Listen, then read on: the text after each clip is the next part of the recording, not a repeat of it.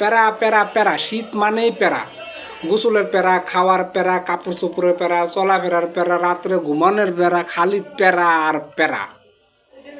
শীত মানেই প্যারা। শীতের মধ্যে ঠান্ডা পানিতে গোসল করতে ঠান্ডা পানি গায়ের মধ্যে ডালে মনে হয় কেউ যেন কারেন্টের শর্ট দিতেছে। আবার একটু গরম পানি করে গোসল করবো, গরম পানি গায়ের মধ্যে ডাললে মনে হয় কেউ যেন নিজ দিয়ে আগুন জ্বালাই দিছে গায়ের মধ্যে। রাত্রেবেলা খেতা নিয়ে শুইতে যাবো, এক কাইতে শুয়ে থাকলে ভালো লাগে, একটু যদি লড়াচড়া লাগে মনে হয় কে যেন ভিতরতে বাতাস করতেছে। খাবার খাইতে যাবো, খাবার যদি একটু ঠান্ডা হয়ে যায় ওই খাবার খাওয়া যায় না, ওটার আবার গরম করো, মানে প্যারার কোনো শেষ নাই। শীতের মধ্যে গোসল করে বেরোমু, ওই গোসল করে ওই সর্ষের তেল ডলো, ওই গায়ের মধ্যে রসুন মাখো, ওই ঠোঁটের মধ্যে ভ্যাসলিন লাগাও, কত কি ব্যবহার করা লাগে। তাহলে শীত মানে প্যারা না? আপনারাই বলেন।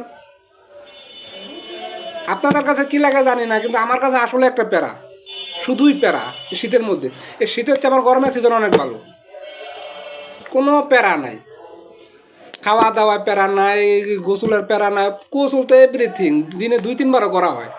আর শীতের মধ্যে দেখা যায় একদিন গোসল করলে 7 দিন আনা গোসলে থাকা লাগে। আবার অনেকে কয়ে যেন আমার জন্য শীত ভালো, আর শীতবেলা তাদের লেগে যে হলো অলসের জন্য শীত ভালো।